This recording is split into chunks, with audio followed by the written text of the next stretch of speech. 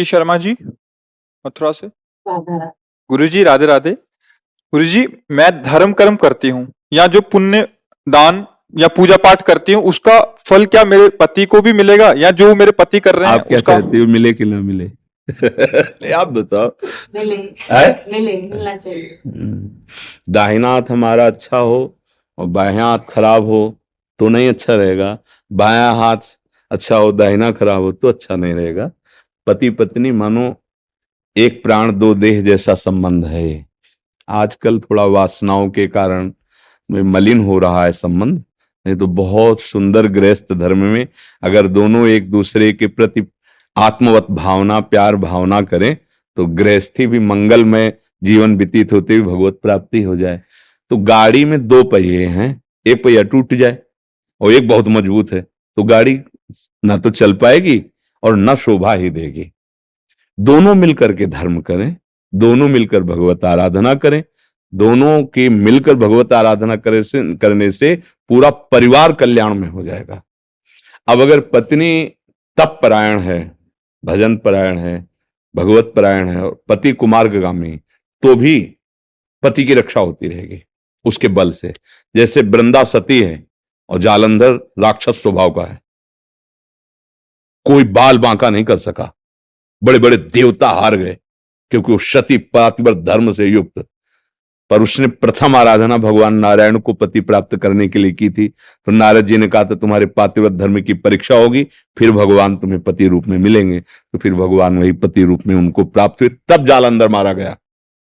अगर पति कुमार्गामी भी है, अगर आप अपने धर्म से चल रहे हैं तो उसका भी मंगल हो जाएगा, पक्का मंगल हो जाएगा। महाराज जी, इसी विषय एक और प्रश्न आता है महाराज जी, कल भी एक प्रश्न आया था जी। कि जैसे ये तो हो गया पति और पत्नी का, जी। तो हमारे बच्चे हैं जो जी। अभी उनके लिए हम तीर्थ यात्रा कर रहे हैं क्योंकि वो इनमें रुचि नहीं अध्यात्म में, जी। तो क्या उसका पुण्य कर्म भी या उनकी बुद्धि शुद्ध होगी? उनको मिलेगा, पर हमें उनकी बुद्धि शुद्ध होने की बात मांगनी चाहिए।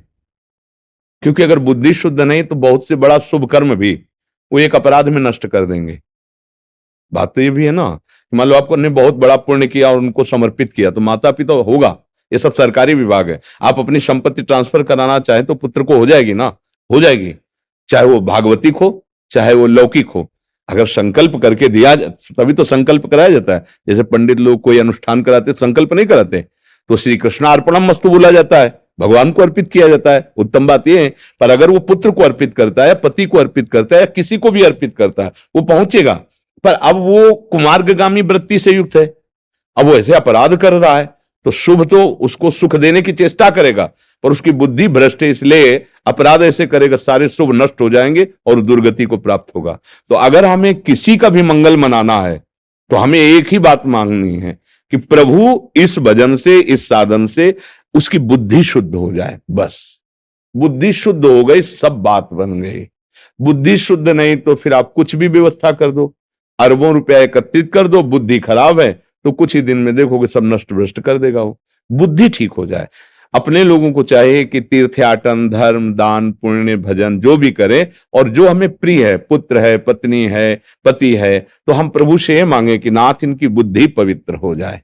अगर सद्बुद्धि हो गई तो कुछ भी नहीं होगा तो भी वो सब सजा देगा, और अगर दुर्बुद्धि पैदा हो गई तो कुछ भी सजा दो वो उजाड़ देगा। क्या नहीं था रावण के पास, क्या नहीं था? कौन सी त्रिभुवन की ऐसी सिद्धि थी जो रावण के पास नहीं थी? दुर्बुद्धि आ गई। विभीषण जी समझा रहे हैं कि प्रभु सुमति कुमति सबके उर राही, नाथ पुराण निगमस कहाई। जहां सुमति तहां संपत्ति नाना और जहां कुमति तहां विपत्ति निदा। तौर कुमति बसी विपरीता। मैं देख रहा हूं कि आपके हृदय में कुमति बस गई, अब सर्वनाश हो जाएगा, मान जाओ, सुधार कर लो अपना। पर उसने तो फिर लात मार दिया। कुमति ने क्या किया? सर्वनाश कर दिया। जब बंदर पैर मारते थे ना रावण की खोपड़ी में, मंदोदरी जी वहीं थी, तब कहा राम विमुख असहाल तुम्हारा, रहा न को कुल रोवनिहारा। भगवान की विमुखता तुमने स्वीकार कर देख लो, आज कोई तुम्हारे ऊपर रोने वाला नहीं। और जब तुम ताल ठोकते थे भुजा में तो बड़े बड़े दिक्पाल भयभीत हो जाते थे, आज उसी खोपड़ी को बंदर पैरों से मार रहे हैं। ये हम किसी को कितना भी सुख सामग्री दे दे, यदि उसकी दुर्बुद्धि है तो सर्वनाश में ही पहुंचेगा, और अगर सुबुद्धि है तो नमक रोटी खा के भी एक दिन वो सब साम्राज्य एकत्रित कर लेगा। इसलिए चाहिए अपने प्रियजनों के लिए हम अपने साधन का, अपने भजन का यही भाव मांगे कि उसकी बुद्धि शुद्ध हो जाए। बुद्धि शुद्ध हो गई तो सब बात बन गई, बुद्धि शुद्ध हो जाए। महाराज जी, आपने अभी बोला कि संकल्प कर लें उनके लिए, संकल्प का विधान क्या, अंदर से सोचना है या वहां अंदर से भाव ही कर लेना कि हे भगवान, मेरा पुत्र जो है, जो कुमार्गामी हो रहा है, नाथ आप इसकी बुद्धि शुद्ध कर दो, इसका मंगल करो। प्रभु आपकी ही माया से विवश होकर संसार में, हे गोविंद, हे करुणामय।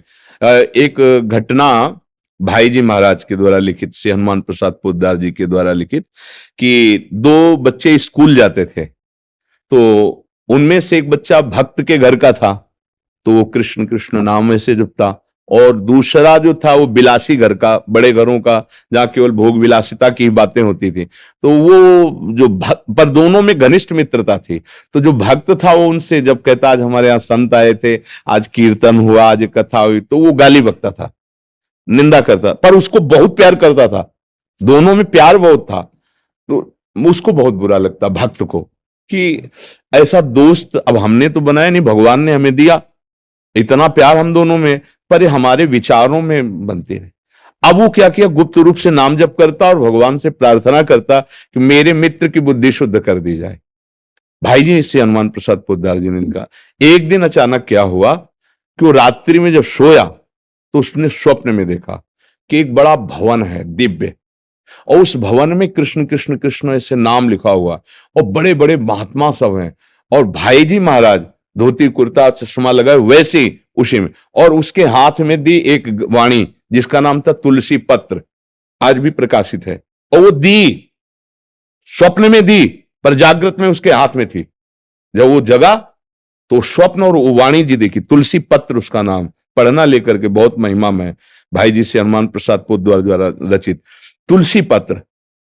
अब पूरी वाणी और वो महात्माओं का दर्शन, अब कुछ अच्छा ना लगे, स्कूल ही नहीं गया, भोजन ही नहीं किया, बस एकांत में बैठ करके जो मित्र जपता था वही जपने लगा, और बार बार रोता कि मैंने महात्माओं की निंदा की, हाय मैं कितना नीच हूं, ऐसा मेरा मित्र, और उसको मैंने दुख दिया। 3-4 दिन स्कूल नहीं गया। अब वो पक्का मित्र था, वो पता लगाने घर आया तो दौड़कर लिपट कर रोया और कहा मैंने बहुत अपराध किया, संतों की निंदा। बदल कैसे गया? बोले अब बस कुछ अच्छा नहीं लग रहा, कृष्ण कृष्ण। कहा भाई तू तो नाम की निंदा करता था, संतों की। तो उसने पूरी बात बताई।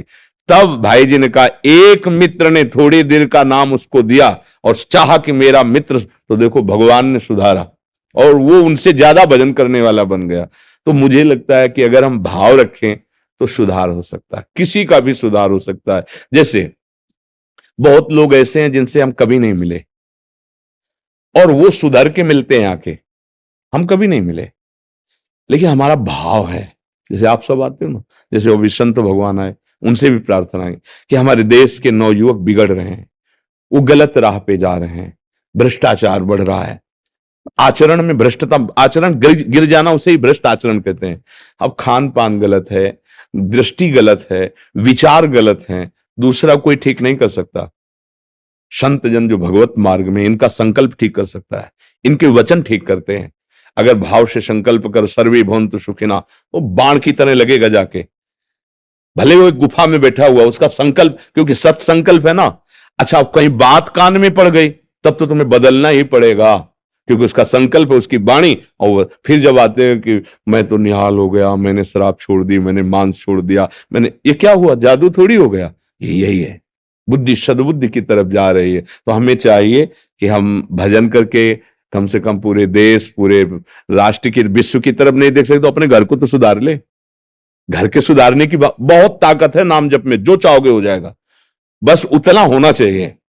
उसका जो अशुभ प्रारब्ध उसको नष्ट कर रहा है, उसको नष्ट करने लायक हो, तो जब तक नष्ट ना हो अश्रद्धा मत करना, मतलब अभी और चाहिए और चाहिए, और जबते रहो, फिर देखो नष्ट हो जाएगा और उसकी बुद्धि एकदम बदल जाएगी।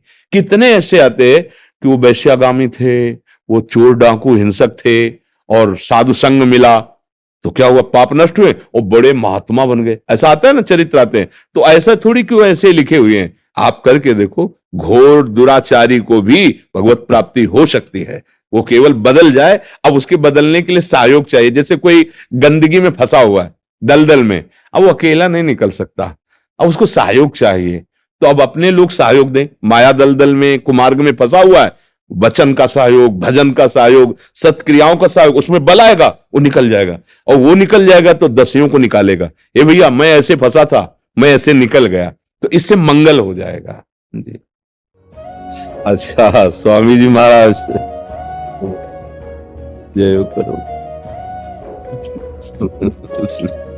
जय हो प्रभु आपकी, जय हो मेरी लाडली, मेरी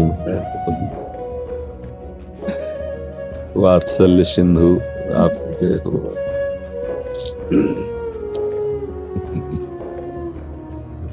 जगन्नाथ जी का प्रसाद ओ बाप महाराज पर दुलार करता है ऐसे महापुरुषों की।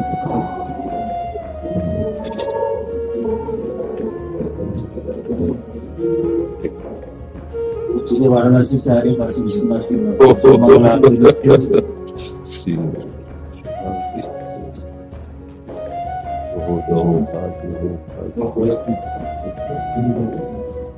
राम जन्मभूमि अयोध्या का है। पूरी महाराज जी द्वारा सप्तपुरी, 4 धाम, 12 ज्योतिर्लिंग, 5 प्रदेश 1 महीने में। जय हो मेरे पति।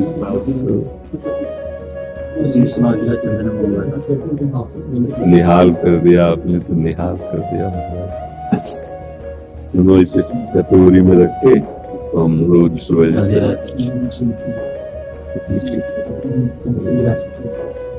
देखो सब संत भगवान को माला पहनाओगे। एक महीने के अंदर 3 बार 12 ज्योतिर्लिंग कर लीजिएगा। हाँ और अभी 108 दिव्य देश, सप्तपुरी, 4 धाम। हाँ, संतों की महिमा ही ऐसी। यात्रा भी अधिक मास में कर रहे हैं। तो स्वामी जी से प्रार्थना किया हमने। तीर्थी कुर्वन्ति तीर्थानि। जी। भगवत प्रेमी महापुरुष जन है, ये तीर्थों में तीर्थत्व प्रदान करने के लिए भ्रमण करते हैं। जिनके हृदय में निरंतर सच्चिदानंद प्रभु का चिंतन चलता रहता है, ऐसे महापुरुष जब तीर्थों में अपने चरण पधराते हैं तो तीर्थों को निष्पाप करते हैं। साधारण जन तो तीर्थों के संयोग से अपने पापों का नाश करके सुख प्राप्त करते हैं, लेकिन महाभागवत जन तीर्थों को पवित्र, तीर्थी कुर्वन्ति तीर्थानि, वो तीर्थों को पवित्र करने के लिए भ्रमण करते हैं। जब भगवती भागीरथी जी भारत भूमि में आने के लिए तैयार हुई, तब उन्होंने 2 बात कही। एक तो कि मुझे रोकेगा कौन, तो उसके लिए विश्वेश्वर भगवान विश्वनाथ तैयार हुए, जटा कटा संभ्रमम भ्रमण नीलम पर। दूसरी कि मैं जब भारत भूमि में जाऊंगी मृत्यु लोक में, तो पापी जन मेरा स्पर्श करेंगे, अवगाहन करेंगे, वो निष्पाप हो। लेकिन मैं कैसे निष्पाप होंगी? तो गंगा जी को भागीरथ जी ने कहा कि जो साधु समदर्शी शांत निरंतर भगवत परायण है, वो जब आपका अवगाहन करेंगे तो आप निष्पाप हो जाएंगे। गंगा को भी निष्पाप करने की सामर्थ भगवत प्रेमी महात्माओं के स्पर्श में है। तो आप जैसे जो भारत में भ्रमण कर रहे हैं, तीर्थ अवगाहन कर रहे हैं, तो ये अपने लिए नहीं कर रहे, तीर्थों को पावन करें। तीर्थी कुर्वन्ति तीर्थान। बहुत ऐसे हमारे संत महात्मा जन हैं जो निरंतर भगवत स्मरण परायण होकर के कहीं भिक्षान्न लेकर उनको पावन करते हैं, कहीं वचनामृत के द्वारा पावन करते हैं, कहीं दर्शन स्पर्श के द्वारा उनको निष्पाप करते हैं, और कहीं संकल्प के द्वारा सर्वे भवन्तु सुखिना। तो जो संत समाज है वो जगत मंगल का स्वरूप ही है। अगर इस बात को समझ जाएं जन, तो बिना साधन के जो अमोघ वस्तु है वो महत्संगस्तु दुर्लभ हो पर दुर्गमो, निर्वाह करना बड़ा कठिन है। उनकी आज्ञा और उनकी महिमा में संशय न हो। अगर ये समझ जाए तो अमोघश्च, देवर्षि नारद जी कहते निश्चित उसका काम बन जाएगा। क्या? वो परब्रह्म सच्चिदानंद भगवान का अनुभव कर लेगा। बिना भगवत प्रेमी महात्माओं की कृपा के भगवान का साक्षात्कार करना या शुद्ध भगवत मार्ग मिलना असंभव है। शास्त्र पढ़ करके केवल भगवत मार्ग जाना नहीं जा सकता। जो भगवत प्रेमी महात्मा हैं, जब वो रहुगणित तत्तपसा न याति न चेज्जया न निरुपात गृहाद्वा न छंदसा न युजलाग्नि सूर्यो बिना महत्पाद रजोभिषेकम। जब तक महापुरुषों के चरण रज से अभिषेक नहीं किया जाएगा तो हे रहुगण, जो मैं तुम्हें तत्वबोध प्रदान कर रहा हूं, यह किसी साधना से नहीं, न तपस्या, न यज्ञ, न गृहस्थ धर्म, न सूर्य आराधना, न चंद्र आराधना, न जल की आराधना, इसमें महापुरुष की आराधना। बिना महापुरुषों के चरण रज का अभिषेक, उसका तात्पर्य उनकी आज्ञा पर चलना।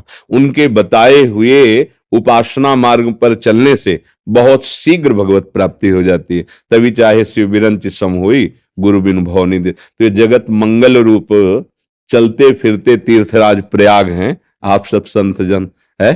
एक जगह स्थान विराजमान है त्रिवेणी जी, और ये चलती फिरती त्रिवेणी संगम है। भगवत प्रेमी महात्मा जन जिधर गए निष्पाप करते, दरस परस अगनाश, दर्शन से, संभाषण से, स्पर्श से पापों का नाश करके हृदय में सुख प्रदान करना, भागवतिक सुख प्रदान करना।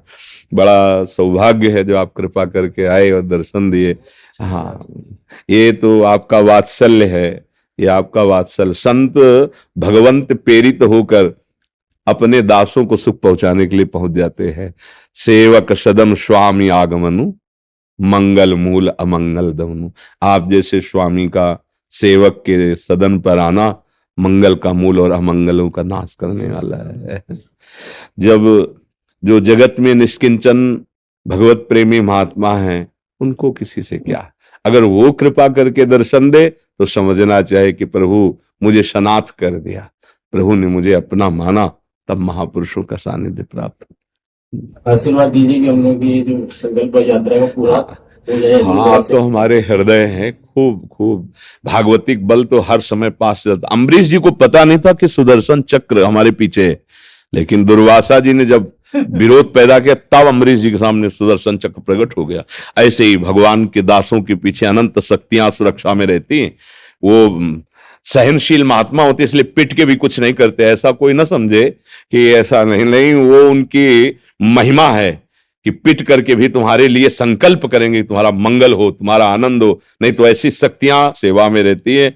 बस वो उनका हृदय इतना कृपाल होता है कि जो मार रहा, गाली दे रहा, उसके लिए वो संकल्प कर रहे हैं, सबको रोक रहे हैं। सच्ची मानना, ये तो देखा है कि एक संत की बात, जब गंगा किनारे भ्रमण कर रहे थे तो एक आदमी कैंसर से पीड़ित था, रोज आता, स्वामी जी कैंसर है, स्वामी जी पैसा नहीं, दवा कराने के लिए बहुत, हम ही एक परिवार में, हमारा परिवार मर जाएगा स्वामी जी। 2-4 दिन तो सुना नहीं, फिर कुल्ला कर रहे थे से, एकदम गुस्सा दिखाते हुए थूक दिया से, रोज कैंसर कैंसर। वो बेचारा डर गया, बोले जांच करवा लेना फिर बताना आके। अरे खत्म कैंसर। कुछ दिनों बाद उनकी टांग में कैंसर हुआ, यहां से पैर कटवा दिया। तब पता चला कि उसका कैंसर स्वयं ले लिया और अपना भोगे पैर कटवा दिया।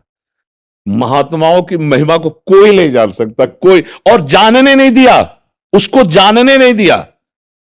दबका गए, रोज कैंसर कैंसर, जांच करवा लेना जाके, और जांच करो कैंसर खत्म। और कुछ दिनों बाद उनकी टांग में वो स्वयं स्वीकार कर लिया। जैसे पूज्य राधा बाबा जी के जब रोग तो भाई जी स्वयं स्वीकार, ये भगवान श्री कृष्ण ने उन्हें बताया कि तुम्हारा रोग भाई जी भोग रहे। ये संत महात्मा कृपा कर दे तो जीव निहाल हो जाए। और आप सब कृपा वपू ही हैं। खूब नाम धाम रूप लीला, यही हमारा आस्वादन, खूब भ्रमण करो। और हमारे जितने भी जवान भाई, इनको सदुपदेश करके ये कम से कम भगवत मार्ग में न से तो मनुष्यत्व तो सीख जाए।